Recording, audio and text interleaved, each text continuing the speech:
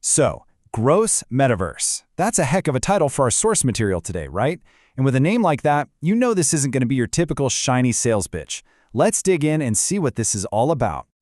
We've all heard this story. It's this beautiful, glowing vision of the next chapter of the internet, a place with infinite possibilities. It sounds amazing, doesn't it?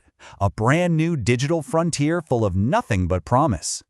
But what if that's just the marketing? What if, when you pull back the curtain and look at what's actually being built, the future's a little, well, gross? That's the core question we're going to explore. Okay, so before we can really get into the critique, we have to understand the dream that they're selling us. So let's start with the Metaverse promise, this idea of a perfect digital world.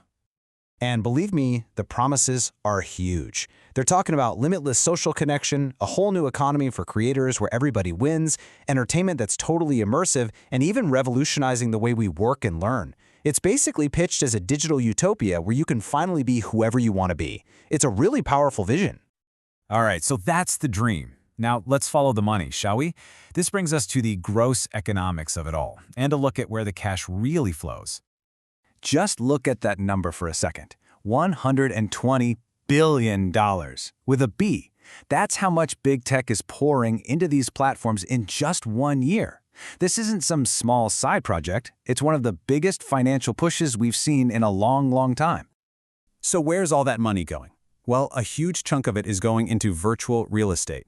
And get this, in major platforms like Decentraland, a staggering 90% of all the digital land is owned by just the top 1% of users.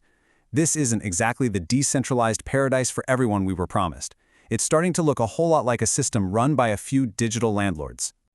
And that right there, that is the core disconnect, isn't it? The promise was a world you create and own.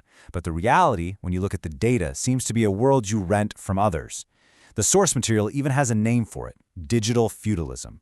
The idea that we're just building a system where a new virtual aristocracy owns the very ground that everyone else stands on. So the money is all skewed. But what about the society being built inside these worlds? What's it like for the people in there? Well, that takes us to a glitch in society, where the virtual gets uncomfortably real. So there's this key idea we need to get our heads around, something psychologists call anonymity-fueled aggression. Basically, when people can hide behind an avatar, when there are no real-world consequences, the normal rules of social engagement can just break down. It can lead to hostility, harassment, you name it. It's a problem we've seen online for years, but now it's amplified in these immersive 3D spaces. And this isn't some fringe theory, you know. The numbers back it up. When you look at reported incidents from users on these platforms, it's pretty staggering. Almost half, 49%, are about harassment. Another 30% are scams and fraud. These aren't just a few bad apples. These are major systemic issues. You know, data's one thing, but a story can hit different. Listen to this testimony from one anonymous user. I went in there to connect with people. I left after being screamed at by a mob of avatars. It felt just as real and just as violating. That's a powerful reminder that virtual harm has very, very real emotional consequences. This all leads us to the final and maybe the most personal layer of this whole critique: the price you pay. What's the actual personal cost of trying to live a second life online? The source material lays out this kind of chilling timeline called the immersion pipeline. It maps out how it can go. It starts with just novelty and fun. But within a few months, for some, that can become a preference for virtual hangouts over real ones. And the warning here is that by the 1-year mark, some users risk a kind of dissociation, where the line between who they are in the real world and who they are online just starts to get blurry. So what's the end result? The personal toll can be really steep. We're talking about the potential for addiction, the erosion of real-world social skills, even an altered perception of reality. But maybe the biggest price you pay is the one you can't even see: an absolutely unprecedented amount of your personal data being collected. And that data can make you vulnerable to targeted manipulation in ways we're only just beginning to understand.